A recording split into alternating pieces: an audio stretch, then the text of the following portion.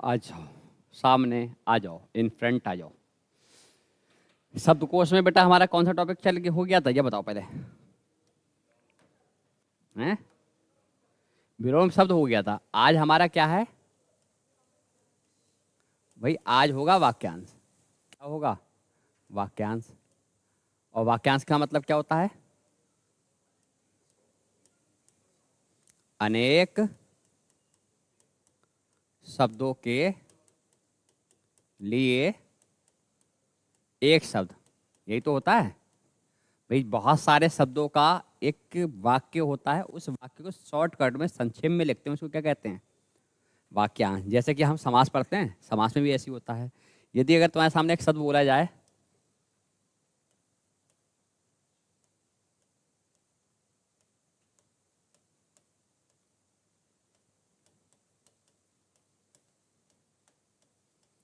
क्या बनेगा इसका? ये आपके सामने अनेक शब्द हैं। पतली कमर वाली लड़की, क्या कहेंगे इसको वाक्यांश के रूप में? भाई ये तो हमारा अनेक शब्द हो गए, क्या हो गए ये? लेकिन हमें इसका एक शब्द बोलना है, तो इसके लिए वाक्यांश प्रयोग करना है। क्या करेंगे? कई बार पेपर में आया हुआ है तन्वी। क्या आया हुआ है? तन्वी। तो इस टाइप की चीजें हमारी क्या होती हैं? वाक्यांश कहलाती हैं। अब वाक्यांश तो अनलिमिटेड हैं, हजारों वाक्यांश हैं, लेकिन हमें कितने पढ़ना है?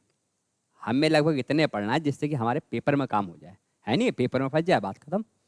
ठीक है, तो उसके लिए कुछ ट्रिक बनाई मैंने। ट्रिक का मतलब ये है कि किस किस आधार पर हमें कितने कितने याद करना है। जैसे कि अगर मैं आपसे कहूँ इच्छाओं से संबंधित वाक्यांश, जैसे जिज्ञासा। अब जिज्ञासा का मतलब क्या होता है पहले ये बताओ, सबको पता होगी। जिज्ञासा का मतलब क्या होता है? जानने की इच्छा, रखने वाला नहीं, जानने की इच्छा।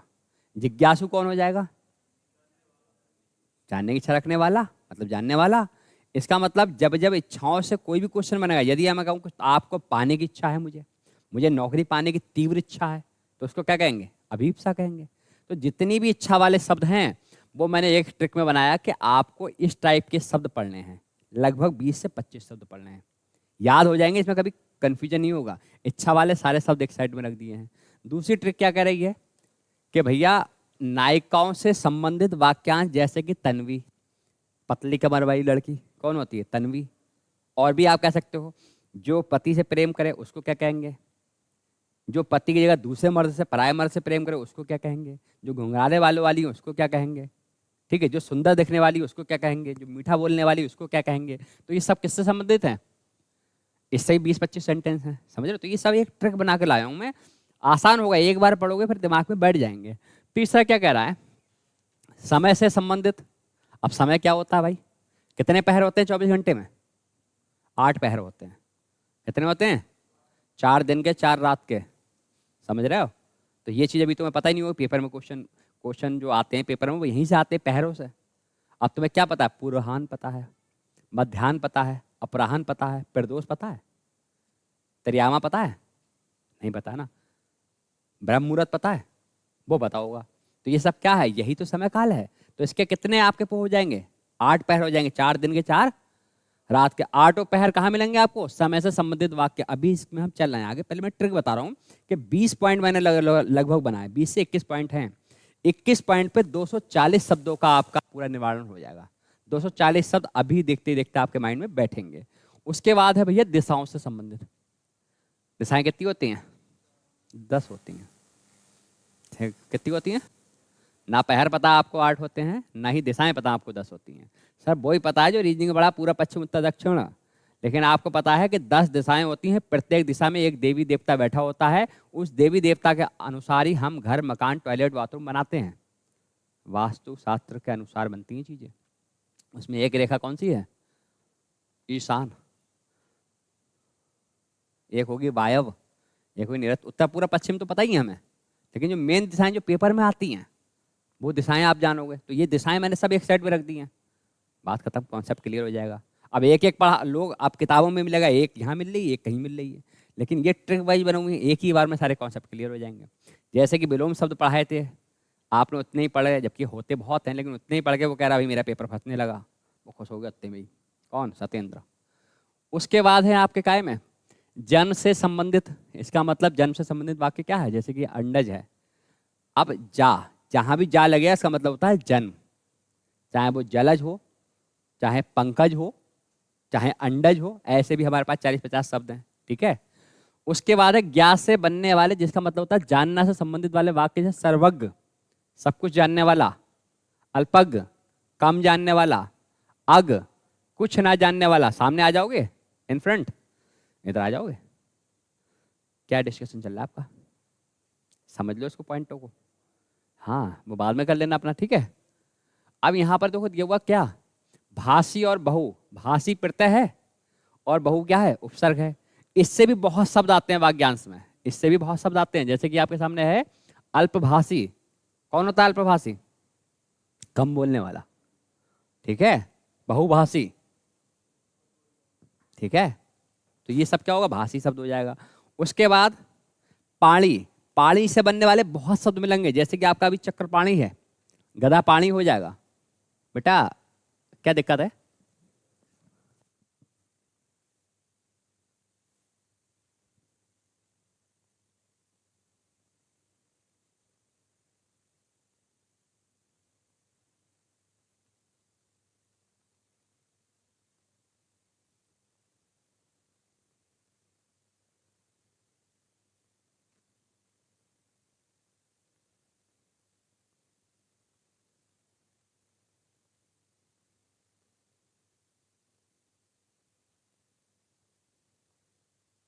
चलो अब इधर आ जाओ।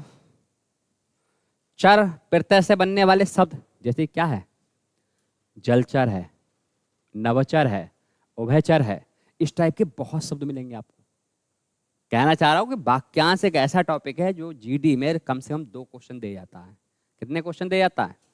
2 क्वेश्चन दे जाता है। और भाई आसान नहीं होता इनको याद करना, शब्द बहुत हैं। लेकिन ये जो 20 ट्रिक मैंने बनाई हैं, इसके माध्यम से आप देखो कितना शब्द दिमाग में डालोगे।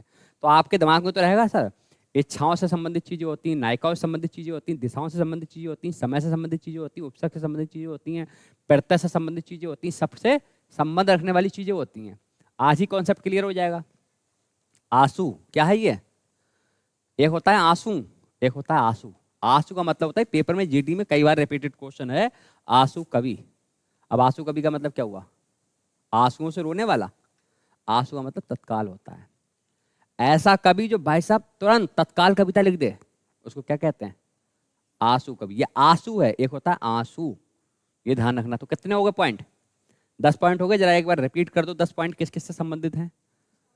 पहला इच्छाओं से संबंधित, दूसरा नायिकाओं से संबंधित, तुम बोलो, समय से संबंधित, दिशाओं से संबंधित, जन्म से संबंधित, और बताओ। तो ये 10 हो गए। अब इस 10 पॉइंट से आपको कम से कम 100+ शब्द मिलेंगे। 100+, 150 शब्द तैयार कर लोगे इस पॉइंट से। अब आपके दिमाग में पहले मैं क्रिएटिविटी बना रहा हूं, जो हमारा वाक्यांश है ना, उसको एक पूरे दायरा शॉर्ट में ले लो। अब आपके दिमाग में रहेगा कि भैया क्वेश्चन किस किस तरीके से आते हैं। उसके बाद 11वां पॉइंट देखो यहां से, प्रमुख व्यक्तियों से जुड़े वाक्यांश जैसे कि चतुर्वेदी। तो एक होता है द्विवेदी, एक होता है त्रिवेदी, एक होता है चतुर्वेदी। तो चतुर्वेदी का मतलब क्या हुआ? भाई 4 वेदों को जानने वाला। और द्विवेदी और त्रिवेदी, तो इस टाइप के व्यक्ति जो प्रमुख प्रमुख जिनके नाम होते हैं वो आएंगे। फिर क्या है? प्रिय, नव, अग्र, यथा, इन शब्दों से बनने वाले शब्द जैसे कि है प्रियवंदा। ठीक है। अग्र, अग्र शब्द है अग्रज। नव शब्द है प्रियवंदा। नहीं समझे? प्रिय व्यक्ति, प्रिय बंदा, प्रिय व्यक्ति, लड़की। अभी देखोगे ये सारे शब्द, ये सिर्फ एक एक शब्द लिया है मैंने पॉइंट आउट करने के लिए। फिर इसके बाद इसकी पूरी डिटेल है, सब कहती है एक एक चीज। अब मैंने यहाँ पर आपको क्या बताया?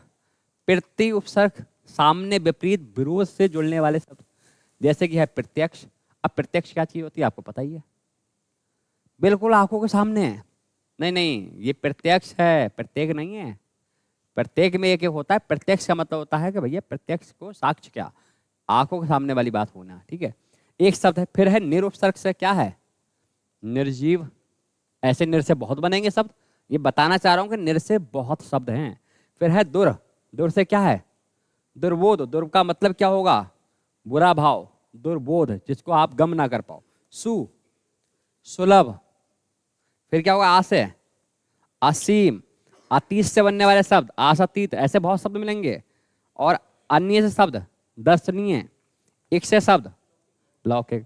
तो कुल मिलाकर हमें यह पता लग गया कि उपसर्ग, प्रत्यय, समय, इच्छा और नायिकाओं से बनने वाले हमारे शब्द जो हैं वो वाक्यांश हैं, और इस आधार पर हम ज्यादा ज्यादा शब्द देख सकते हैं। अब देखो एक एक शब्द कैसे है। पहला पॉइंट क्या है? इच्छाओं से संबंधित पॉइंट। भाई 20 पॉइंट तो हमारे वो थे ही थे मेन, लेकिन अब उसके अंतर्गत हमें शब्द देखने हैं, और ये सारे शब्द आपको माइंड में रखने हैं। पहला शब्द क्या कह रहा है? जिगीसा। जिगीसा का मतलब क्या होता है? तो आप खुद पढ़ेंगे। जिगीसा मतलब होता है जीतने की इच्छा। तो ध्यान रखना, जीतने की इच्छा जिसके अंदर है वो क्या होगा? और जीतने वाला जिगीसु हो जाएगा। क्या हो जाएगा? जिगीसु। किसी को जीत लेने की इच्छा रखने वाला व्यक्ति वो जिगीसु है। भाई जीतने की इच्छा तो सबके अंदर होती है, लेकिन उसको जीतने के लिए व्यक्ति चाहिए होता है। वो कौन होता है? जिगीसु। तो जिगीसा, जिगीसु। क्लियर हो गया? उसके बाद है जिज्ञासा। क्या है? जानने की इच्छा, सिर्फ जानने की इच्छा। जैसे कि आप पढ़ रहे हो, सर यहाँ पर कोई पॉइंट आ गया, सर कुछ और बता दो, या तुम्हारे दिमाग में एकदम डाउट आया, आपने पूछने स्टार्ट कर दिया, इसका मतलब आपके अंदर क्या है? और जिसके अंदर जागने इच्छा होगी वही क्या होगा? भाई जिज्ञासु होगा। भाई जिज्ञासु व्यक्ति सिलेक्शन ले सकता है, इसका मतलब उसके अंदर जिज्ञासा है अपने क्लास को समझने की, एक एक पॉइंट को डाउट क्लियर करने की। और अगर वो डाउट क्लियर नहीं कर पा रहा है, इसका मतलब उसको ये है कि चलता रहना चाहिए। अभीप्सा बहुत इंपॉर्टेंट है, किसी वस्तु को प्राप्त करने की तीव्र इच्छा। जैसे कि आप ऐसा है, ये भी प्राप्त करना चाहते हैं, ये भी प्राप्त करना चाहते हैं, लेकिन तुम में से कोई ऐसे व्यक्ति है जो कह रहा भाई कुछ भी हो जाए 26 में नौकरी लूंगा, चाहे भाई दुनिया इधर से उधर हो जाए, कोई जिए कोई मरे कोई कुछ करे, मुझे मतलब नहीं है, मुझे सिलेक्शन लेना है। तो ये कैसी इच्छा हो गई? तीव्र इच्छा। क्या हो गया? अभीप्सा। मतलब किसी को पाने की अगर तीव्र इच्छा है तो वो क्या होगा? अभीप्सा हो गई। उसके बाद है भाई ऐषणा। क्या मतलब है? सांसारिक वस्तुओं को प्राप्त करने की इच्छा। अब सांसारिक वस्तुओं आपको पता ही है, पैसा, धन, दौलत, लड़की, ये सब चीज क्या है? इसमें भी तो इंसान डटा रहता है कि यही चीजें पूरा समय बर्बाद कर देता है, 20-25 साल। उसके बाद क्या है? चिकीर्षा, कार्य करने की इच्छा। किसके अंदर है? चिकित्सासु कौन है? चिकीर्षासु कौन है? हर व्यक्ति है। उसके बाद है मुमूर्षा, मरने की इच्छा। होगी एक दिन, ये भी होगी एक दिन, वो ताने आपको आए। कैसा लग रहा है? हाँ वही तो, अभी तो बहुत बहुत अजीब शब्द लगेंगे क्योंकि पढ़े नहीं है ना। जैसे मैंने अभी बताया आपको समय कितने पर कितने हैं, तो आपने कहा दिशाएं कितनी हैं, आपने कहा 4। ये चीज क्यों? क्योंकि सुनी नहीं है ना। अब सुन लोगे तब ये अजीब सा नहीं लगेगा, अगली बार ये सही लगेगा। जो व्यक्ति पहली बार सुनेगा, ये सब पेपर में आए हुए क्वेश्चन है। क्या शब्द है? मुमूर्षु, मरने की इच्छा रखने वाला। भाई एक टाइम ऐसा भी आता है ना, अभी एक कहानी इंस्टाग्राम पे वायरल हो रही थी, वो एक पेंगुआ करके अकेले भाग रहा था। तो वो क्यों भाग रहा था भाई? क्या था? जबकि उसका पूरा परिवार, पूरे दोस्त सब जा रहे थे, लेकिन उसको वहां पर कोई वैल्यू नहीं दे रहा था। उन्होंने सोचा दुनिया खत्म। हाँ हाँ, वही चीज है। तो एक दिन वहां पर आप क्या बन जाओगे? मुमूर्षु बन जाओ। क्या बन जाओगे? फिर है युयुत्सा, युद्ध करने की इच्छा। और ये क्या है? युयुत्सु, युद्ध करने की इच्छा रखने वाला। भाई हमेशा उसको ये की काम है कि युद्ध, जैसे कि डोनाल्ड ट्रंप, हमेशा युद्ध होना चाहिए भाई, कहीं ना कहीं, चाहे मैं करूं या किसी से करवाऊं, लेकिन युद्ध होना चाहिए। क्या होना चाहिए? युद्ध। वो अभी भी डटा हुआ है वो। फिर क्या है? कौन कौन यहाँ पर बुभुक्षा है? बताओ कौन कौन भुक्कड़ है? अब आप बताओ, जैसे कि अगर तुम्हारे सामने शब्द आया जिज्ञासा, का मतलब क्या है? जिगीसु, जिज्ञासा, जिज्ञासु, अभिप्सा, ईर्षणा, सांसारिक। उसके बाद चिकीर्षा, मुमूर्षा, और मुमूर्षु, युयुत्सा, युयुत्सु और विवक्षु। अब तुम्हारे दिमाग में इतनी चीजें रेंग गई, क्या दिमाग में थोड़ा बहुत ब्राउट हुआ? अब थोड़ा सा अगर मैं आगे वाले पेज बढ़ा दूं, भले ही ये वाले दिख रहे हैं, लेकिन पीछे की कुछ बातें तो दिमाग में रही होंगी। यदि कोई बता दे कि जीतने की इच्छा को क्या कहेंगे?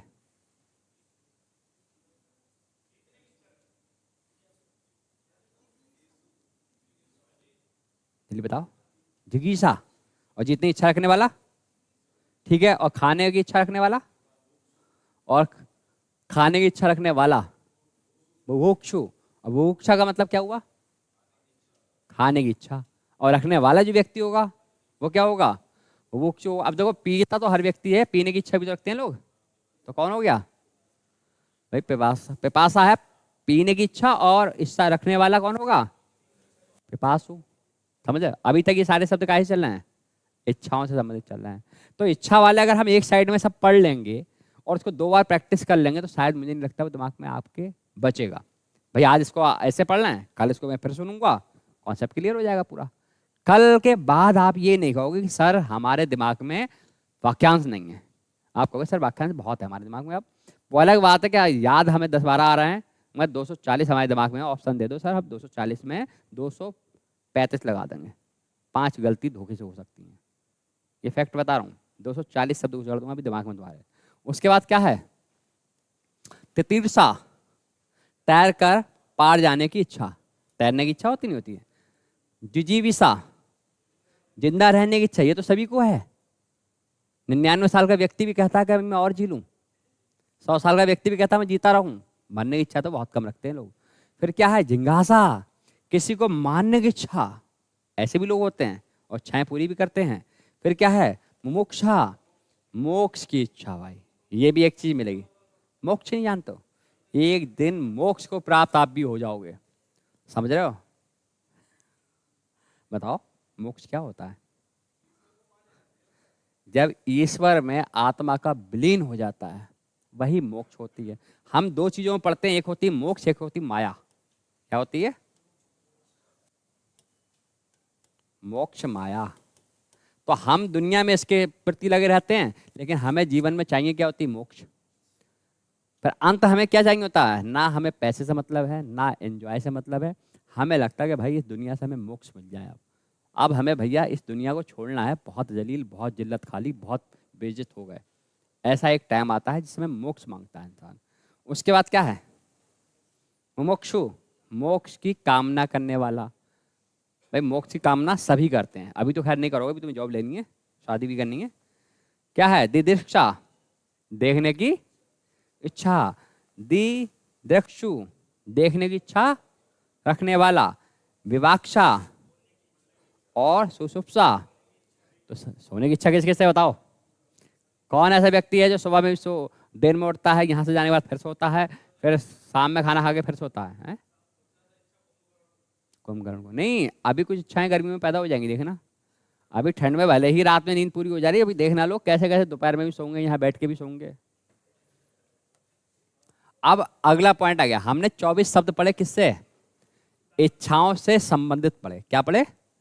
अब है नायिकाओं से संबंधित। देखो ये भी बड़े अच्छे शब्द हैं। नायिकाओं से संबंधित है तो अच्छे ही होंगे, है नहीं है? नायक से संबंधित कुछ नहीं है यहाँ पर। ठीक है, कितने अच्छे शब्द देख लो। कौन है? अभिसारिका, जो नायिका अपने प्रेमी से मिलने स्वयं जाए। समझ में मतलब आ रही है? मतलब आप लड़के की मर्जी ना हो, लड़की खुद अपनी मर्जी का चलो मिलेंगे, तो वो कौन होती है? अभिसारिका। अब एक कौन है? मीनाक्षी, मछली के समान आंख वाली नायिका। मीनाक्षी कई बार पेपर में आया हुआ है, और मीनाक्षी शब्द में बहुविधि समास है, यही बनता है। मछली के समान आंख वाली नायिका, और नीचे ऑप्शन दिया जाएंगे 4। अभिसारिका होगी, मीनाक्षी होगी, आगत पत्रिका होगी, या फिर आगमस्य पत्रिका होगा। तो 4 ऑप्शन दिए होंगे। मीनाक्षी चुन लेना। कोई बात किसकी हो रही है? और बात किसकी हो रही है? प्रेमिका स्वयं मिले तो वाक्यांश दिया हो, वाक्य दिया होगा और वाक्यांश पूछा जाएगा। कई बार वाक्यांश दिया होता है, वाक्य पूछ लिया जाता है।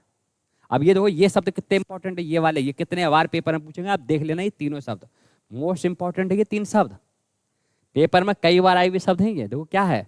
आगत पत्रिका, वह नायिका जिसका पति परदेश से आ गया हो। देखो कंफ्यूजन देखो ना, हल्का हल्का। वह नायिका जिसका पति परदेश से आ गया हो। अब थोड़ा सा देखो, आगमस्य पतिका क्या मतलब है? वह नायिका जिसका पति परदेश से आने वाला हो। तो एक जगह आ गया हो, एक जगह आने वाला हो, एक हल्के से अंतर से भाई ऑप्शन बदल जाते हो, सेम ऑप्शन रख देते हैं ऐसे ही। फिर वत्स्य पति का, वह नायिका जिसका पति परदेश से जाने वाला हो, आने वाला हो, आ गया हो, जाने वाला हो। बस इसमें हल्का सा कंफ्यूजन हुआ तो शब्द गलत हो गया। और ये 3 शब्द भर भर के पेपर में SCGD में पूछा गया है। आप ये 240 पढ़ के प्रैक्टिस सेट GD का लगा के देख लो, आप कह दोगे कि सारी विलोम शब्दों का अभी, जबकि विलोम शब्द मैंने बहुत कम बताए हैं। वो उसके बाद की सीरीज टाइप नहीं हो पाई थी, उसके बाद भी थोड़े शब्द थे, लगभग थे 120 शब्द। वो भी अगर मैं पढ़ा देता हूँ दिन विलोम में, तो फिर आप कहते हैं सर जी अभी तक जितने प्रीवियस ईयर में जहाँ जहाँ क्वेश्चन है यहीं से रिपीट हुए हैं। अब ये बनाए गए हैं, आप देख लेना भाई, बहुत मेहनत करके चीज़ें बनाई गई हैं। हर जगह जहाँ जहाँ भी पेपर में शब्द आए हैं सारे शब्द इसमें इन्वॉल्व हैं। और फिर भी शब्द कम नहीं है भाई, शब्द हैं बहुत, हजारों शब्द हैं वाक्यांश। लेकिन मैंने वो बताया कि पहले तो इतनी तो आप तैयारी करके जाओ पेपर में, उसके बाद आप थोड़ा बहुत और भी पढ़ो भाई, मगर इतना तो आपको याद होना चाहिए मोस्टली। अब क्या है सुश्री, कितनी बार मायावती के लिए कहा होगा आपने ये? हाँ, तो होता क्या शब्द है? और हम क्या बोलते हैं? हम सुश्री बोलते हैं, सुश्री मायावती। तो ऐसा लगता है गाली बक रहे हैं, जबकि गाली नहीं होती है, सुश्री होता है। क्या होता है? क्या होता है? 40 वर्ष से अधिक उम्र की अविवाहिता नायिका, मतलब यदि कोई ऐसी नायिका है जिन्हें 40 वर्ष पूरे कर लिए हैं और विवाह नहीं किया, विवाह मना नहीं किया उनने, जैसा कि जिनने विवाह ही से संन्यास ले लिया है तो वो सन्यासी हो जाती है, सन्यासन हो जाती है। लेकिन इनने ये नहीं कहा है सलमान खान मिलेगा तो कर लेंगी शादी, इन्होंने अपना स्टेटमेंट दिया है। एक बार मायावती से पूछा गया था शादी किससे करना चाहते, मतलब शादी का मूड है, बोला हाँ सलमान खान कहेंगे मैं कर लूंगी, मजाक में कहा लेकिन कहा था। तो ऐसी उसके आगे क्या लगता है? सुश्री। तो ध्यान रखना, यदि कोई कहे सुश्री मायावती तो लोग बोल देते हैं, लेकिन सुश्री नहीं होता, सुश्री होता है। ठीक है। उसके बाद क्या? श्यामा या षोडशी, 16 वर्ष की नायिका। 16 वर्ष की नायिका को क्या बोलते हैं? श्यामा या षोडशा। मुग्धा किसे बोलते हैं? 16 से 18 वर्ष के बीच की नायिका। और ये वो एज होती है जब लड़की बालिक होती है, बालिका बन जाती है नहीं? उसके बाद क्या? बया संधि, द मोस्ट इंपॉर्टेंट। 14 से 16 वर्ष के बीच की नायिका बया संधि हो जाती है। क्या हो जाती है? 14 से बया संधि लड़के लड़कियों में दोनों में होती है। लड़कों की पोजीशन अलग होती है, लड़कियों के अंदर एक समस्या जिसे बोलते हैं गर्भधारण अवस्था होती है, तो पीरियड सिस्टम स्टार्ट हो जाते हैं, तो ये कहलाती बया संधि। नॉलेज होना चाहिए CDP में आप अगर पढ़ो तो। कुमारी, 12 से 14 वर्ष के बीच की नायिका। ठीक है। तन्वी, कौन है तन्वी? पतली कमर वाली लड़की। अब जो पतली कमर की लड़की उसको भी तन्वी कह सकते हो। अब तुम्हारे कोई फ्रेंड वगैरह हो मोटी, उससे तन्वी मत कह देना, चढ़ जाएगी भाई साहब। आगे देखो कौन है ये? सुकिया। अब सुकिया मत कह देना, सुकिया शब्द अलग है। हाँ, सुकिया है ये। अपने पति से प्रेम करने वाली नायिका। किससे? अपने पति से जो प्रेम करेगी वो नायिका सुकिया है। हैं? क्या जी? प्रेमिका मतलब?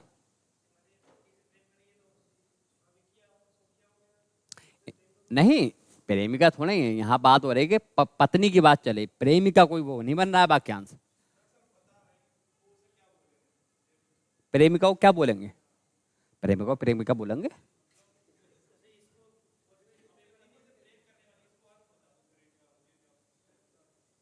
तुम्हारी हम बात समझ नहीं पाए कि क्या कहना चाह रहे हो। अब सुनो मेरी बात, वाक्यांश उन शब्दों को बताया गया है जो वास्तविकता वाले होते हैं। अभी प्रेमी प्रेमिका वाले कोई वास्तविकता शब्द सुनेंगे? समझ रहे हो नहीं समझ रहे हो? ऐसे तो आपको कोई लड़का इसके भी सर वाक्यांश बना दो, लड़की उसका भी वाक्यांश बना दो तो बन जाएगा, लेकिन वो अलग तरीके। जो स्त्रीलिंग में आती हो वो लड़की, जो पुल्लिंग में आती हो वो पुरुष, लड़का। अब यहाँ क्या है? दुर्भगा, वह नायिका जिससे अपने पति का प्रेम ना मिला हो। किसका ना मिला हो? मतलब शादी हो गई है लेकिन उसका पति उससे प्रेम नहीं करता है, वो एक कॉम्प्रोमाइज रिश्ता है। अब ये कौन है? पर क्या? ये खतरनाक है। पर पुरुष से प्रेम करने वाली विवाहिता नारी। समझ रहे हो? मतलब पति के अलावा भी दूसरे से प्रेम उसको है। और ऐसे ही जो लड़कियां होती हैं पर किया, वही ड्रम में डालती हैं। ध्यान रखना, वही नीले ड्रम में डाल देती हैं। हाँ, तो बहुत खतरनाक होती है परकिया। हाँ, तो सूकिया भी, सूकिया में भी दिक्कत नहीं है भाई। अपने पति से प्रेम करने वाली नायिका है, अच्छी लड़की होती है। दुर्भगा ये होती है कि भाई अपने पति से नहीं मिलता तो उस लड़की की किस्मत खराब होती है, लेकिन ये तो बहुत ही खतरनाक होती है। समझ रहे हो? क्योंकि ये अपने पति के अलावा जब दूसरे से प्रेम करेगी तो वहाँ पर एक लॉजिक होता है कि भाई कोई ड्रम में मिल रहा है, कोई कट्टे में मिल रहा है, कोई फ्रिज में मिल रहा है, कोई कहीं मिल रहा है। यही हो रही कहानी। सुभगा, वह नायिका जिसे अपने पति का प्रेम मिला हो। भैया सुभगा तो है, जिसे अपने पति का प्रेम मिल जाएगा वो सुभगा हो जाएगा। क्या हो जाएगा? और जिसे वो अपने पति का प्रेम नहीं मिलेगा वो क्या होगा? दुर्भगा हो जाएगा। जो अपने पति से प्रेम करे वो, और दूसरे के पति से प्रेम करे वो। ध्यान रखना। तो सूकिया का परकिया ये पास पास में होना चाहिए, थोड़ा नीचे ऊपर हो गया। और दुर्भगा का सुभगा है नहीं है। हाँ, और क्या, विलोम भी समझ लो। सुनैना या सुनैना कैसी है? सुंदर आंखों वाली नायिका। कई बार आपने देखा होगा कि भाई नायिका सुंदर तो होती हैं, लेकिन वो पूरा मुंह ढके हुए, सिर्फ आपकी उनकी आईज दिखी हो, आपको लगे वाह क्या बात है। भले ही शकल कैसी हो, लेकिन आंखों से भी सुंदरता होती है। और कुछ लोग चेहरे इतनी सुंदर होती हैं, आंखें इतनी खतरनाक होती हैं, देखो अरे वो डर लग रहा है। हाँ, क्या है ये? लो लाक्षिका, चंचल आंखों वाली। चंचल आंखें। हाँ, अरे तुम्हें बड़ा अनुभव है भाई। सुकेसी, सुंदर और लंबे बाल वाली नायिका। सुंदर और लंबे बाल वाली नायिका। काकुली, घुंघराले बालों वाली नायिका। और इस काकुल्य का मतलब भी घुंघराले बालों वाली नायिका ही होता है। ठीक है, एक ही बात है, कोई दिक्कत नहीं है। केशनी, लंबे बाल वालों की। और सुस्मिता, समझ रहे? तो अब आप देखो, इसमें हल्का हल्का सा डाउट है, तो जो हल्के हल्के डाउटफुल चीजें हैं, हल्की हल्की, वो सब मैंने सीरीज में रख दी हैं। अब ये सीरीज में जब रखी, इसको 2-3 बार पढ़ोगे तो डाउट क्लियर हो जाएगा। क्योंकि पता है जीडी में सबसे बड़ी समस्या क्या होती है कि उसमें चारों ऑप्शन लगभग एक जैसे लगते हैं। चारों एक जैसे लगते हैं, और वो यही दिक्कत होती है कि हल्का हल्का माइनस का अंतर होता है। जैसे उन्होंने कह दिया सूकिया परकिया, अब दोनों एक जैसे लग रहे हैं, हल्का सा अंतर है कि सूकिया कब होगा, परकिया कब होगा, दुर्भगा कब होगा, सुभगा कब होगा। कुछ लोग समझ सकते हैं सू का अच्छा होगा, दुर का मतलब बुरा ही होगा। सू का मतलब खुद हो गया, पर का मतलब दूसरा हो गया। कुछ लोग सेंस भी लगा लेते हैं इसका, है नहीं। आगे देखो, अब आपका समय से संबंधित चीज आ गई, बहुत इंपॉर्टेंट भाई। समय से संबंधित भी ये क्वेश्चन आना ही आना होता है, मतलब शिफ्ट वाइज में आ जाता है। मैं ये कह रहा हूँ, एक क्वेश्चन तो आता ही आता है। कुल मिलाकर हमने यहाँ पर जो समय के हिसाब से रखा है, तो सबसे पहला कौन सा पहर है? दिन का प्रथम पहर, इसका मतलब दोपहर से पहले का पहर, जिसमें हम गुड मॉर्निंग बोलते हैं। क्या बोलते हैं? Good morning. फिर है मध्याह्न, दिन का द्वितीय पहर, जिसको हम दोपहर का समय कहते हैं, नून, गुड नून। क्या कहते हैं? फिर है अपराह्न, दिन का तृतीय पहर, दोपहर बाद, afternoon. Good morning, good noon, good afternoon, 3 वक्त हो गए। फिर चौथा तो पता ही है, सायंकाल, दिन का चतुर्थ पहर, सबको पता है, सायंकाल मतलब शाम का काल। अब आता है रात से, प्रदोष काल, रात्रि का प्रथम पहर 8 बजे करीब स्टार्ट हो जाता है। निशीत, रात्रि का द्वितीय पहर, ठीक है, 12 बजे स्टार्ट हो जाता है। त्रियामा, रात्रि का तृतीय पहर, ठीक है। और सबसे अच्छा पहर होता है रात्रि का चतुर्थ पहर, सूर्योदय अरुणाचल से पहले का समय, जिसे ब्रह्म मुहूर्त कहा जाता है। और इसी में उठ के पढ़ाई कर लेना चाहिए, इसी में उठ के पूजा पाठ कर लेना चाहिए, इसी में उठ के नहा धो लेना चाहिए, सारे काम यहीं निपटाना चाहिए 4 बजे का टाइम। तो जो भी आपका 4 बजे से समय स्टार्ट होता है, बहुत अच्छा माना जाता है हर धर्म में। 4 बजे से आप 4 बजे उठ जाओ, उसके बाद जो भी काम आप करो, सबसे पहले नहाओ, पूजा पाठ करो, अपनी पढ़ाई करो। उस समय पर दिमाग हमारा जो होता है, मस्तिष्क जो होता है, पूरी तरीके से खुला होता है। मतलब हमारी जो इंद्रियां 5 होती है, वो बहुत ज़्यादा फ्रेश होती हैं। उस समय वो कहती हैं ज्ञान लो, लेकिन उस समय हम लेते हैं नींद। समझ रहे हो? हाँ, तो ये चीज़। अब 4 बजे कौन उठे ये मत कहो, 4 बजे वो उठेगा जो शाम में 10 बजे उठ सोएगा। अब ना वो तो आपके हैबिचुअल एक्शन है। देखो मैं बताऊं, अब आपको पहले मैं आपको बता दूं, जैसे कि आप एक बात बताओ, जैसे कि माना आप 6 बजे उठे, कितने बजे उठे? 6 बजे उठे। अच्छा एक बात बताओ, हर व्यक्ति के पास एक बोलने की कैपेसिटी है। आपके अंदर 1600 कैलोरी शब्द बोलने की कैपेसिटी है, कि 1600 मिसाल के तौर पे।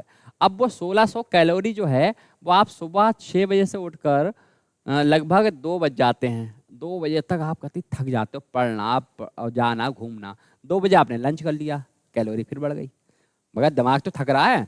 अब फिर 2 बजे से आप डटे 3 बजे से 4 बजे से आप डट गए 6 7 8 बजे तक।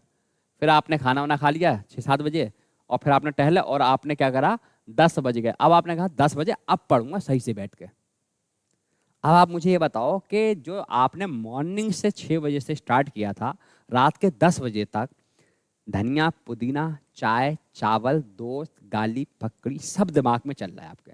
मूड आपका थक चुका है, दिमाग आपका थक चुका है, इंद्रियां आपकी बिल्कुल निशीत हो चुकी हैं, लेकिन आप क्या हो, अब जोर डाल रहे हो इस पर ज्यादा। कभी भी आप देखना ओवरलोड पे आप जब चीजें आएंगी तभी चीजें होती हैं। यदि किसी चीज को आप 10 घंटे, इसको 10 घंटे चलाओ, इसको शांति दे दो भाई, फिर अगले दिन सही चलेगा ये। लेकिन तुम इसका कहते खून पिए पड़े हो, दिन दिन भर चला रहे हो, तो ये थकेगा नहीं थकेगा। तो हमारा माइंड भी ऐसी होता, मस्तिष्क कहता है कि भाई आप सुबह से उठे हो तो अब ये 10 बजे सो, नहीं तो आप 10 बजे के बाद जो तुम्हारी मेहनत होगी वो मेहनत सफल नहीं होगी। क्यों? क्योंकि ऑलरेडी आप एक थके हुए चीज पे और थकाना चाह रहे हो।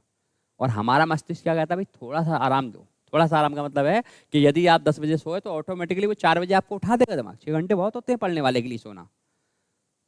अब 4 बजे जब आप उठे तो दिन की जितनी भी रामायण थी वो सब शांत हो गई। अब 4 बजे आपका माइंड कतई फ्रेश है, और 4 से अगर तुम्हें 7 बजे तक 3 घंटे भी पढ़ लिया ना, वो 3 घंटे का रात के 5 घंटे से भी ज़्यादा मायने रखता है। ये फैक्ट होता है। और हमारी आइज आँखें सब कुछ बचती हैं, मगर 10 बजे के बाद ही तो आंखें खराब होना स्टार्ट होती हैं। जो पहले से दे चुके हो आप, आँखों की जो मसल से मत थक चुकी हैं, और तभी आप आंखें ऐसे बढ़ा के और फिर मोबाइल जूम कर करके दिख रहे हो। अब आंखें भी थको हुई हैं, अब मोबाइल छूट नहीं रहा। तभी हमारे जैसा चश्मा तो लगेगा ही लगेगा, ये तो कम है, फिर तब मोटे लेंस लग जाते हैं। हाँ, तो ये चीज़ है। तो ये बात है कि जब आप अपना समय देखो, हर चीज़ का एक वक्त है। अपनी टाइमिंग अपनी डाइटिंग अगर आप ठीक रख लोगे तो चीज़ें भी अच्छी होंगी और लंबा जियोगे। और ये चीज़ हम नहीं कर पाते हैं, तभी हमारी सिचुएशन बिगड़ती, बीमारियाँ लगती हैं। तो वो मोबाइल से ही तो लगता है। चश्मा लग क्यों रहा है? सच चश्मे की वजह बताओ। बच्चे आज के दौर में बच्चा मोबाइल छोड़ कहाँ रहा है? नहीं, जैसे कि ये मेरा है, मेरे साइड ज़्यादा थोड़ी है, 1 पॉइंट कुछ है। और ये मैंने ब्लू कट चश्मा लगवाया। ब्लू कट का मतलब होता है कि मोबाइल की रोशनी से बचाने वाला चश्मा। थोड़ा महंगा पड़ता है, हल्का सा 1000-1200 का पड़ जाएगा। इससे क्या होता है कि जो आपके पास जो लाइट आ रही है उस लाइट को धीमा करता है। तो चश्मा एक ठीक लगा लो। लेकिन मोबाइल आप देख रहे हो, कायदे में तो आपको नोट्स अपने बनाओ। जैसे आपने 2 घंटे 3 घंटे मोबाइल से लगातार पढ़ लिया, फिर नोट्स बना लो, फिर कॉपी से पढ़ो, किताबों से पढ़ो। मगर हर समय मोबाइल में डटे पढ़ो तो ये लॉस तो होगा। फिर क्या है भैया, प्रातःकाल, सूर्योदय से 9 बजे तक का समय, जिसको हम प्रातःकाल कह देते हैं, मॉर्निंग बोल देते हैं इसको भी, जबकि पहला समय तो हमारे दोपहर से पहले का ये पूर्वाह्न होता है। फिर हमने कह दिया गोधूली, ये संध्या और रात्रि के बीच का समय है, जब गायें जाती हैं और धूल उड़ती, बोला फिर रात होने वाली है, भागो जल्दी घर चलो, उसको गोधूली कहते हैं। विभावरी, तारों भरी जब रात होती है उसको क्या कहते हैं? विभावरी। सरवरी, चांदनी रात। सारे मतलब सारे समय हो गए, कितने पहर हो गए? 8 पहर हो गए। 8 पहर के बीच में भी जो समय काल चीजें बनी वो भी हो गया, चांदनी रात भी हो गया और तारों भरी रात भी हो गया। इससे अलग कोई क्वेश्चन नहीं आएगा समय से, और यहीं से एक क्वेश्चन समय का बनेगा। तो मैंने समय के सारे पॉइंट एक साइड में रख दिए।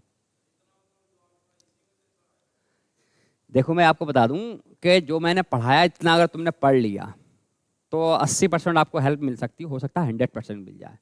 लेकिन 20% में और भी शब्द है ना। लेकिन पहले तुम तो 80% पे भी तो आओ। अभी तो तुमने इतना भी नहीं पढ़ रखा है ना। बताओ पढ़ा नहीं पढ़ा? अभी तो ये भी नहीं पढ़ रखा है, इसको पढ़ लो। तो ये हमारे पूरे समय हो गया। अब दिशा में आ जाओ। देखो ये चित्र बना हुआ है भाई, दिशाएं टोटल 10 होती हैं, 4 दिशाओं से क्वेश्चन बनते हैं। पूर्व पश्चिम उत्तर दक्षिण से रीजनिंग बनती है। लेकिन जो 4 दिशाएं हैं वो मेन होती हैं। देखो उत्तर दक्षिण पश्चिम पूरब। अब इसके बीच की जो दिशा है ये उत्तर पश्चिम, दक्षिण पश्चिम, दक्षिण पूरब, उत्तर पूरब, उत्तर पूरब, ये है। अब ये जो दिशा बन रही है तो आप बताओ कौन सी है? वायव्य। ये कौन सी रेखा है? तो इस रेखा का नाम क्या है? वायव्य रेखा दिशा है। अब ईशान, उत्तर और पूरब के बीच की दिशा, उत्तर पूरब किधर दिख रहा है? ये है। ये कौन सी हो गई? ईशान दिशा। अब कौन सी बोला? आग्नेय। दक्षिण और पूरब की, दक्षिण पूरब क्या है, ये है। तो ये रेखा कौन सी है, आग्नेय। तो 4 दिशाएं आपको रटनी रटनी, इसके बीच की दिशाओं का नाम है ये। अब क्या बचा, दक्षिण पश्चिम कौन सी है, नैऋत्य। तो ये कौन सी है, नैऋत्य। टोटल हमारी कितनी दिशाएं हो गई, 4 मेन हैं तो 10, मतलब वास्तु शास्त्र के अकॉर्डिंग 10 दिशाओं को बताया गया है। पूरा पश्चिम उत्तर दक्षिण 4 दिशाएं ये हैं, एक ऊर्ध्व है, एक मध्य है, और हर दिशा में एक देवी देवता बैठा हुआ है। और उन्हीं दिशाओं के आधार पर ही हम मकान बनाते हैं, टॉयलेट का आकार देते हैं, किस साइड में वास्तुशास्त्र में क्या रखना होता है। खैर ये तो हम नहीं पढ़ाने वाले, क्योंकि ये तो आपको ज्योतिष बता देंगे, ठीक है। इतनी चीज़ें क्लियर हो गई, दिशाओं को संबंधित हमने चीज़ें देख ली। आगे देखो, जन्म से संबंधित चीज़ें, जन्म से संबंधित चीज़ें मतलब कहीं ना कहीं से पैदा होगा कोई ना कोई चीज़, और उसके लिए जा प्रत्यय होता है। क्या प्रत्यय होता है, जा प्रत्यय होता है। जैसे कि अंडज, क्या मतलब हुआ, जिसका जन्म अंडे से होगा, कहाँ से निकले हो,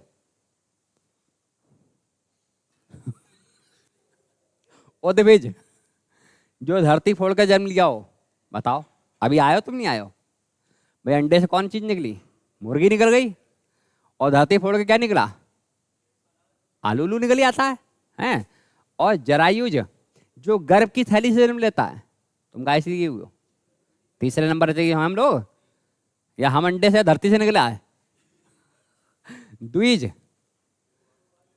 अब 2 बार जन्म लेने वाली चीज क्या होती है, पहले अंडा फिर बच्चा, पहले अंडे के रूप में जन्म लिया फिर बच्चे के रूप में लिया। दांत भी द्विज कहलाते हैं, पहले कच्चे दांत निकलते हैं फिर पक्के दांत निकलते हैं। तो ऐसी चीजें भी होती हैं।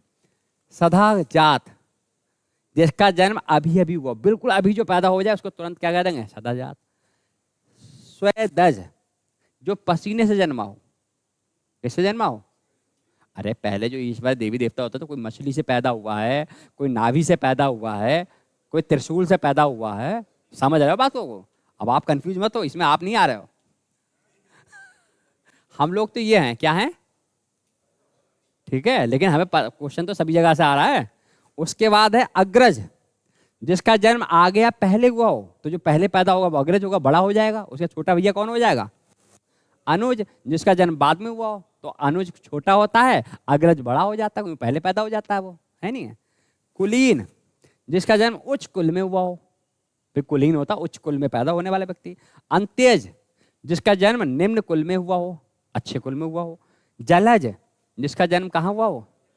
तो अब पैदा होने वाली चीजें भी पता लग गई आपको एक सीरीज में, नहीं पता लग गई, कौन धरती फाड़ के निकला, कोई अंडा फाड़ के निकला, और कोई गर्भ की थैली से निकला, और कौन पसीने से भी पैदा हो गया, जल से भी निकला। सब क्लियर हो गया भाई, एक साइड में हमारी सीरीज बनती चल रही है। इससे फायदा क्या है बताओ, मैं तो सीधे सीधे भी पढ़ा सकता था, लेकिन सीधे सीधे में याद नहीं होते हैं। ये याद होंगे कि हमें पता लग गया भैया, हमने दिशाएं सब एक तरफ कर ली, समय सब एक तरफ कर लिया, इच्छाओं वाली चीजें एक तरफ कर ली, नायिका वाली चीजें एक तरफ कर ली, जा वाली चीजें एक तरफ कर ली। अब और देखो, अभी क्या है, पिंडज, जो पिंड से जन्म ले। पिंडज। अज, जिसका जन्म नहीं हुआ हो वो अज है, मतलब पैदा ही नहीं हुआ है। तो ईश्वर पैदा हुआ है, नहीं हुआ पैदा, ठीक है। स्वयंभू, जो स्वयं से जन्म लेता हो, अपने आप पैदा हो जाती हो कोई भी चीज। सरोज, जो तालाब में जन्म लेता हो। तो आपको कोई ऐसे तो कमल है, फूल है, बहुत चीजें हैं, कौन ले ले। अब ज्ञा धातु वाला, देखो अब जा वाला हो गया क्लियर। अब ज्ञा धातु का मैंने एक शब्द बताया था, क्या था, जानने वाला, मतलब अग। अग का मतलब क्या है, जो कुछ नहीं जानता, वो व्यक्ति अग है। क्लास में बैठे हो, कक्षा में बैठे हो, आपको कुछ नहीं आता, आप कौन हो, अग हो। लेकिन नहीं, वो कह रहा है बच्चा, नहीं सर हम अल्पज्ञ हैं। अरे कुछ कम जानते हैं लेकिन जानते हैं। लेकिन दूसरा बोला, नहीं सर मैं तो सर्वज्ञ हूँ। क्या हूँ, मैं तो सब कुछ जानता हूँ, आप पूछो तो, ठीक है। उसका बहुज्ञ, जो बहुत जानता हो, मतलब सब कुछ के अलावा बहुत कुछ जानता हो। फिर है विज्ञ या विशेषज्ञ, जो किसी विषय को विशेष रूप से जानता हो उसको विशेषज्ञ कह देते हैं, नहीं कहते हैं विशेषज्ञ। गणितज्ञ, जो गणित को जानता हो अच्छे से। शास्त्रज्ञ, जो शास्त्र को जानता हो। मर्मज्ञ, जो बात के गुण रहस्य को जानता हो, क्या आपकी जो बातें हैं उसकी आखिर गुण है क्या, क्या कहना है मतलब था तुम्हारा, समझ रहे हो। कृतज्ञ, किए हुए उपकारों को मानने वाला, ठीक है।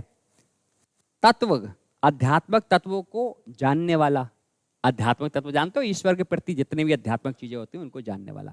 तो आपने यहाँ देखा ये जो हमारा ज्ञा है, इससे बनने वाले लगभग जो शब्द हैं 10, हमने वो भी पता कर लिए। आगे देखो और भी अभी शब्द हैं। क्या है? नीतिज्ञ, नीति का ज्ञान रखने वाला। वैज्ञानिक क्या रखेगा? विज्ञान को जानने वाला। व्याकरण, जो व्याकरण को जानने वाला हो। दार्शनिक, जो दर्शन जानता हो। और कलाविद या कलाकार, जो कला को जानता हो। ध्यान रखना है, विद भी आ जाता है, का भी आ जाता है। अब क्या है? भाषी वाला शब्द क्या हो गया? भाषी और बहु वाला शब्द। देखो इससे भी शब्द बने हैं, जैसे कि अल्पभाषी या मितभाषी कौन होता है? जो कक्षा में बहुत कम बोलता है। कौन हो तुम? तुम मितभाषी हो। कैसी हो? बाकी सब बोल रहे हैं, तुम खामोश हो बेटा। मधुरभाषी, जैसे कि अपना अंकुर है। मिष्टभाषी, जो मीठा बोलता हो। कटुभाषी, जो कड़वा बोलता हो। बहुभाषी, बाचाल, बहुत बोलता हो क्लास में, बक बक बक बक और कुछ नहीं। है कोई? हाँ तो ने एग्जाम्पल भी दे दिया। बहुभाषा भाषी, बहुभाषा भाषी, जो बहुत सी भाषाओं को बोलता हो।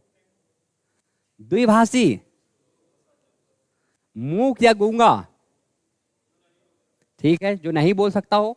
मिथ्यावादी, जो असत्य बोलता हो। बहुश्रुत, जो बहुत बार सुना हो। मैं भी रिपीट करूं क्योंकि बाद में आवाज नहीं आती है। तुम लोगों के पास भी एक बाइक होना चाहिए। हो गया? तो ये हमारा ये भी पता लग गया। आगे देखो, बहुमत, बहु है, बहुत से लोगों की एक राय बहुमत होता है। इसका मतलब बहुमत से जो सरकार बनती है, इसका मतलब वो पूरी तरीके से संपूर्ण होती है। बहुधंधी, अनेक धंधों या बहुत धंधों को संबंध रखने वाला। बहुवेशी, बहुत से वेश धारण करने वाला।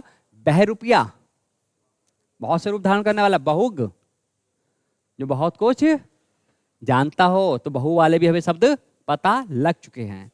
अगला देखें, शब्द है पाणी। पाणी का मतलब होता है हाथ। अब हाथ से बनने वाले शब्द देख लो, क्योंकि हमें यही करना है, जितने भी जो शब्द बनना है उसको एक साइड में रख के पढ़ लेना, बाकी कोई रटना तो नहीं है। जैसे ने कहा बीड़ा पाड़ी, जिसके हाथ में क्या है? किसके हाथ में था? सरस्वती माता के हाथ में। चक्र पाणी, जिसके हाथ में चक्र हो। गदा पाणी, जिसके हाथ में गदा हो। सूल पाणी, जिसके हाथ में सूल हो। वज्र पाणी, जिसके हाथ में वज्र हो। चक्र पाणी, चक्रधर, चक्र धारण करता हो। तो धर या पाणी शब्द आ जाए तो समझ जाओ हाथ की बात चल रही है। किसकी बात चल रही है? और इससे बनने वाले 6-7 शब्द लिखे हैं। आगे देखो, चर, चर प्रत्यय वाले देख लो, सारे समझ लो, बहुत इंपॉर्टेंट शब्द है भाई। 240 शब्दों से ज्यादा ये शब्द हैं आपके। क्या है? थल चर, जो स्थल में विचरण करता हो। स्थल का मतलब जानते हो? जमीन पर। जलचर, जो जल में विचरण करता हो, समझ पानी में रहने वाली चीजें जो भी होंगी वो क्या होंगी? जलचर। नवचर या खेचर, जो नभ में रहता हो। समझ रहे हो? उभयचर, जो जल में भी रह ले और थल में भी रह ले। मगरमच्छ पानी में भी रह जाता, सूखे में भी रह लेगा। निशाचर, समझ जाओ भूत शैतानों की बात चलेगी यहां पर। अगला शब्द भैया आंसू। आंसू का मतलब क्या होता है? शीघ्र। और यहां से भी कई बार पेपर में पूछे गए हैं, एसएससी जीडी में। पहला ही क्वेश्चन है मोस्ट इंपॉर्टेंट, कई बार पेपर में पूछा गया है, आंसू कभी। और लोग समझते हैं आंसू का मतलब रोना होता है, जबकि आंसू क्या होता है? ये आंसू होता है, ये आंसू होता है रोने वाला, समझ रहे हो? लेकिन ये आंसू नहीं है, ये तत्काल वाला है। क्या है? तत्काल कविता लिखने वाले व्यक्ति। ऐसा व्यक्ति भी होता है जो कविता, जैसे बहुत से लोग होते हैं भाई हाँ मुझे बता दो, मैं कविता लिख के दूंगा, आराम से सोच समझ के दूंगा। लेकिन कुछ इतने विद्वान हो जाते हैं, कुछ भी कह दो, वक्त को हालात को देखते हुए कविता लिख दें, वही तो मेन होते हैं। शायर क्या होता है? यदि तुम कहो यार यहाँ पर ऐसी ऐसी सिचुएशन हो गई है, शायरी बोल दो। अब वो बोले नहीं मैं घर पे जा रहा हूँ और मैं सोच समझ के बताऊंगा, तो वो शायर कहाँ हुआ? शायरी का मतलब होता है जो ऑटोमेटिकली उसी समय उसके पास आ जाए, एकदम बोल दे, वही क्या होता है? शायर होता है। समझ रहे हो? तो आंसू लिपिक, जो कही गई बात को तुरंत लिख ले। यदि मैंने कुछ बोला और आपको पता है पीडीएफ नहीं मिलनी है, तो पेन भी चलता रहेगा नीचे तुरंत, नोट्स में कमी ना आ जाए। आशुतोष, जो तत्काल प्रसन्न हो जाए। समझ रहे हो? क्वेश्चन आई हुए हैं ये। अब ये अग्नि वाले शब्द आ गए। क्या आ गए? अग्नि वाले, दो अग्नि से बने हुए हैं। जठराग्नि, दावाग्नि, वर्वाग्नि, तीनों शब्द बहुत बार पूछे गए हैं भाई विवाद में। जठराग्नि कहाँ की आग है? पेट की आग। दावाग्नि और वड़वाग्नि। तो एक आग यहां से जरूर पूछी जाएगी, आपके अंदर कौन सी आग है, ठीक है। हाँ सर, पेट की आग है, अभी लगेगी थोड़ी देर में। अब आ जाओ व्यक्तियों से जुड़े कुछ प्रमुख शब्द। व्यक्तियों से जमे कौन से हैं? प्रमुख शब्द। जल्दी जल्दी पढ़ते हैं, इसको ज्यादा समय पा देंगे। अनुदेश, बड़े भाई से पहले छोटे भाई का विवाह, ऐसा होता है, मेरे यहाँ हुआ ऐसा। दूसरा है सुवेश, छोटे भाई से पहले बड़े भाई का विवाह। भाई सुवेश तो होता ही होता है, लेकिन ऐसा भी हो जाता है। शत्रुघ्न, शत्रुओं का मान मर्दन करने वाला शत्रुघ्न होता है। कौन होता है? शत्रुजित, शत्रुओं को जीतने वाला। किसको जीतने वाला? शत्रुहंता, शत्रुओं को हत करने वाला, बिल्कुल मतलब धमकाने वाला। ऋणी, जिसने किसी से ऋण लिया हो तो वो ऋणी है, भाई कर्जदार हो आप हमारे। उर्ऋण, ऋण चुका देने वाला, आपने फीस दे दी हो तो वो उर्ऋण हो गए। नादिहंद, ऋण ना चुकाने वाला, जो कभी पैसा ही नहीं चुका रहा कर्जा। अकातर, ना घबराने वाला व्यक्ति, जो भयभीत ना हो। और देखो इसके अजास शमश्रु, जिसकी दाढ़ी मूछ ना निकली हो, ठीक है, जिसकी दाढ़ी मूछ ना निकली हो, वो क्या हो जाएगा? अजात शमरु।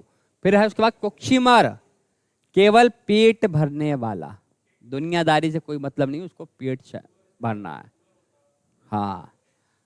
काकबंधिया, जिस स्त्री के एक संतान होने के बाद फिर संतान उत्पन्न ना हो, वो कैसे हो जाती है? गंजा, जिसके सिर के बाल झड़ गए। भाई बहुत हंस रहा है, थोड़ा दिन बाद सब झड़ जाएंगे। खलवाट, जिसके सिर पर बाल ही ना उगे। भाई गंजा का मतलब है उसको थोड़ा बहुत तो बाल हैं, लेकिन इसके तो उगे ही नहीं थे। द्विवेदी, दो वेदों का ज्ञान जानने वाला। त्रिवेदी, तीन वेदों को जानने वाला। चतुर्वेदी, चार वेदों को जानने वाला। अधिगुड़ा, वह स्त्री जिसका पति दूसरा विवाह कर ले, तो ऐसी स्त्री को क्या कहते हैं? और देखो ऊड़ा, विवाहिता महिला, जिसकी शादी हो गई है। अनूड़ा, अविवाहिता महिला, जिसका विवाह नहीं हुआ है, जिसका विवाह महिलाओं का नहीं हुआ, वो है। नवोड़ा, नई विवाहिता महिला। देखो यहाँ पर हल्का हल्का ऊड़ा, अड़ूड़ा, नवूड़ा, ये सब देखो रहे, उड़ा उड़ा करके आ रहा है। प्रौढ़, अधिक उम्र की विवाहिता महिला। हाँ। ऊढ़, विवाहिता पुरुष, पुरुष की बात भी चल रही है। प्रौढ़, ये प्रौढ़ा है, ये प्रौढ़ है, अधिक उम्र का विवाहिता पुरुष, समझ रहे हो? 70 साल पे। स्त्रीण, स्त्री के स्वभाव का हो, समझ रहे हो? या स्त्री के वशीभूत हो। बहुत से ऐसे लोग होते हैं ना जो स्त्री जैसी हरकतें होती हैं उनके अंदर, उन्हीं के स्वभाव का होते हैं। हाँ। जितेंद्रिय, जिसने अपनी इंद्रियों को जीत लिया हो। बहुत इंपॉर्टेंट क्वेश्चन है। अतीन्द्रिय, जिसका अनुभव इंद्रियों द्वारा ना हो सकता हो। इंद्रिय जीत, इंद्रियों को बस में रखने वाला। सब देख रहे हो, हल्के हल्के चिपके चिपकाए हैं। आगे देखो, अब आ गया प्रिय से। क्या आ गया? प्रिय, नव, अग्र, यथा, चार शब्द हैं, उपसर्ग है ये, इससे भी वाक्यांश बनते हैं। प्रिय बंदा, ये यार गलत जगह लग गया, यहां है, ठीक है, काला लगाओ। आए ना ना ना, हाँ, हर चीज पुरुष में थोड़ा चली जाएगी। देखो नायिका से, हाँ, अब मैं बता दूं कुछ शब्द, जैसे कि आपकी आंखें बहुत प्यारी हैं, लेकिन आपको मीनाक्षी नहीं कहा जा सकता, ना मीनाक्षा कहा जा सकता, ये भी ध्यान रखना। क्योंकि कुछ तारीफें सिर्फ लड़कियों के लिए बनी हैं। कुछ कहावतें, जैसे आप कहते हो बंदर कह जाने अदरक का मजा, तो कहावत तो ये भी हो सकती है बंदरिया कह जाने अदरक का मजा, लेकिन नहीं कह सकते ना कुत्ते की मौत मरना, नहीं, कुतिया की मौत मरना कह ही नहीं सकते आप। तो आपका होगा सर ये तो गलत है, हाँ नहीं हो सकता ना। तो ऐसी चीजें हैं। तो प्रिय बंदा का मतलब क्या हुआ? प्रिय बोलने वाली स्त्री, भाई बहुत ज्यादा प्रेम से बोलने वाली स्त्री। प्रियतम, जो सबसे प्रिय हो। प्रियदर्शी, जो देखने में प्रिय लगे।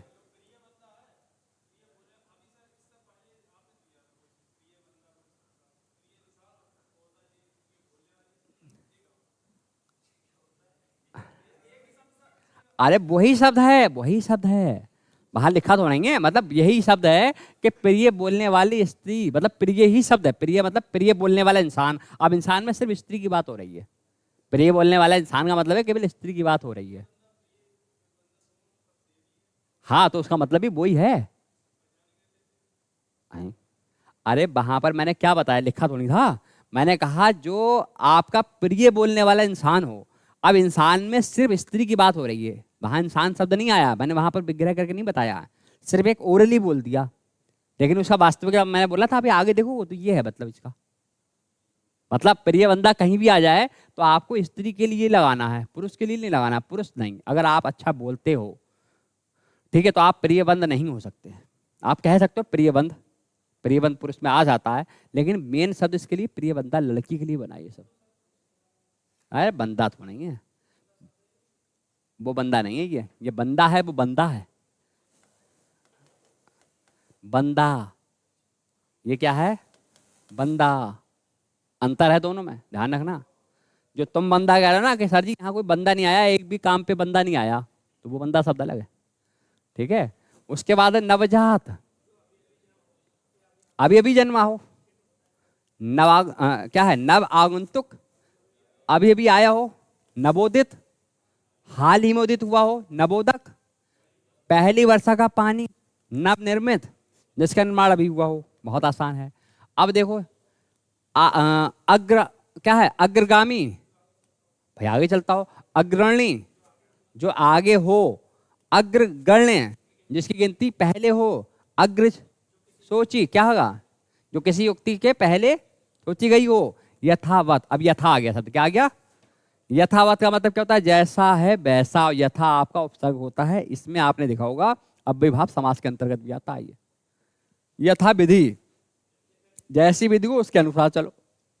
यथाशक्ति, जितनी शक्ति हो। ठीक है, यथोचित, जैसा उचित हो वैसा। तो ये पहचान लोगे। यथा सामर्थ्य, जितना सामर्थ्य हो उतना। यथा संभव, जहां तक और जितना संभव हो। अब बड़ा से आगे 4 शब्द, बड़ा से 4 शब्द हैं। ये शब्द हमारे कम से कम 150 से ऊपर निकल गए, निकल, हाँ अभी थोड़े से हैं बस। आमरण, मरण तक। आजीवन, जीवन से लेकर।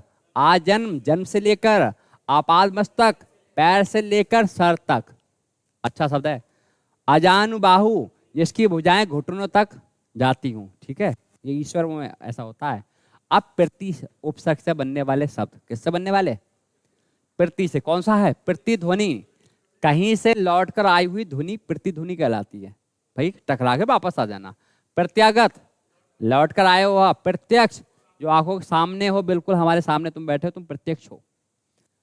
प्रतिपक्षी, विरोधी पक्ष का। प्रत्यारोप, किसी आरोप के उत्तर में किया जाने वाला आरोप। प्रतिनिधि, जो किसी ओर से हो। प्रत्यु उत्पन्न, किसी के उत्तर में तुरंत उत्पन्न होने वाला।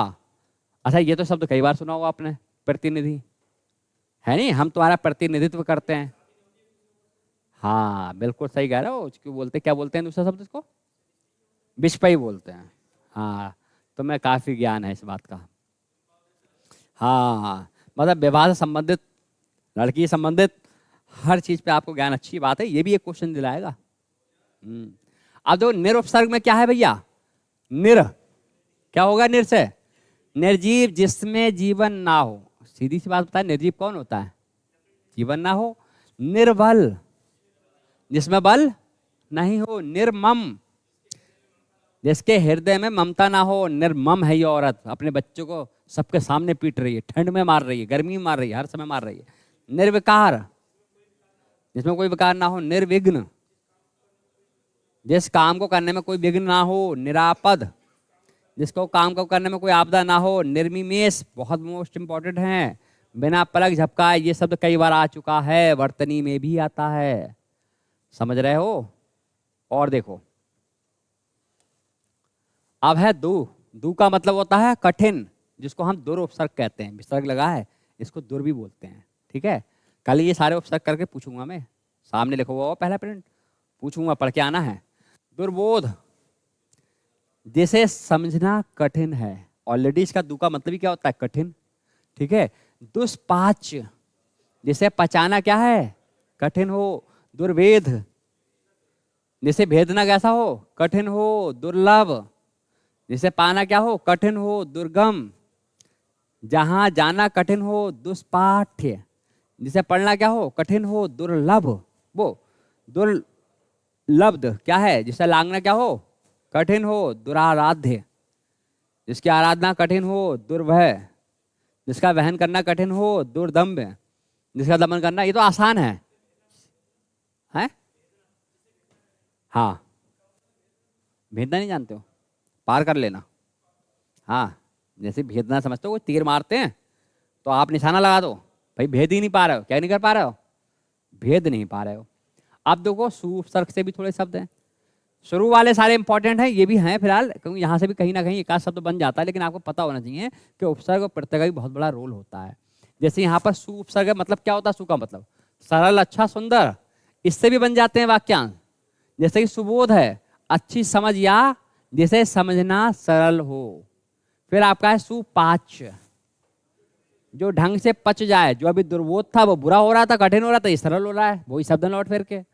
सुभेद, वहां दुर्वेद था, यहाँ सुभेद है, क्या है, जिसे भेदना सरल है, उसे भेदना सरल नहीं था, कठिन था। सुलभ, जिसे पाना सरल हो, दुर्लभ, जिसे पाना सरल ना हो। तो दुर और सु का मतलब अपोजिट है, विलोम है। सुसाध्य, जिसे साधना सरल हो, और दुर्साध्य, जिसे साधना कठिन ना हो।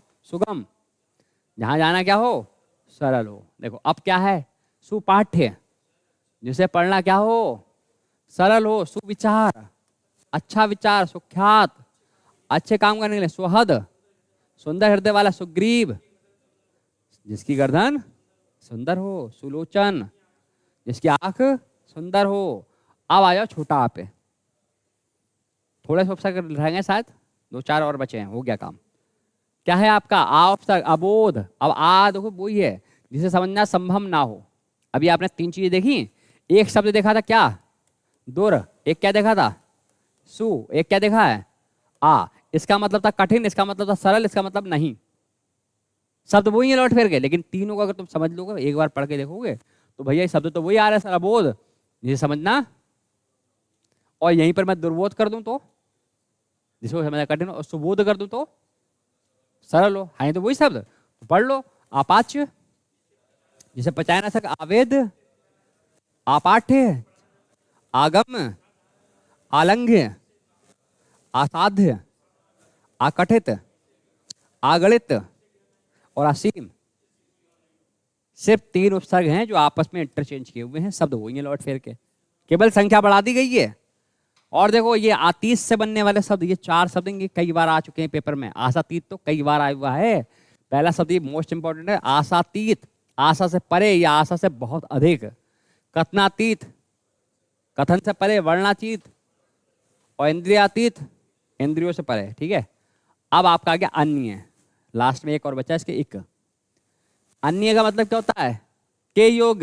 इसका मतलब दर्शनीय, देखने योग श्रवणीय या श्रव्य, सुनने योग पठनीय पाठ्य, पढ़ने योग अनुकरणीय, अनुकरणीय योग अनुसरणीय, अनुसरणीय योग पूजनीय, पूजा योग खाद्य, और पानीय, पीने योग वंदनीय। बहुत आसान हो गया। देखो अगला देखो, अब एक है अंतिम, है ये अंतिम पॉइंट, हो गया खत्म। इतना ही है, 240 प्लस हो गई है, 250 शब्दों पे पहुंच गए हम, पौन घंटा भी नहीं लगा। क्या होगा, लौकिक का मतलब क्या है, लोक से संबंधित। ऐतिहासिक का मतलब इतिहास संबंधित। सैप का मतलब से संबंधित। बौद्ध का मतलब, और आग्नेय का मतलब अग्नि संबंधित। कितनी चीजें पढ़ी हमने बताइए। जो 45 मिनट में आपने पढ़ लिया वो चीज काफी समय में आपने नहीं पढ़ी। जब से अब तक पढ़ते आ रहे हो उतनी चीजें आपको नहीं पता लगी, लेकिन इस समय आपको क्या पता लग गया बताओ भाई। आपको इच्छाओं से क्वेश्चन पता लग गए, नायिकाओं से पता लग गया, समय के बारे में पता लग गया, दिशाओं के बारे में पता लग गया, उपसर्ग के बारे में पता लग गया, प्रत्यय के बारे में पता लग गया, प्रमुख लोगों के बारे में पता लग गया। कुल मिलाकर 21 पॉइंट हैं। कितने पॉइंट हैं, 21 पॉइंट हैं। तो 21 पॉइंट को अगर हम देखें तो इसमें कठिन कुछ नहीं है, और मुझे पता है कल वाक को भी आप इसको अच्छे से तैयार करके ले आओगे। ठीक है, चलो फिर कल मिलते हैं।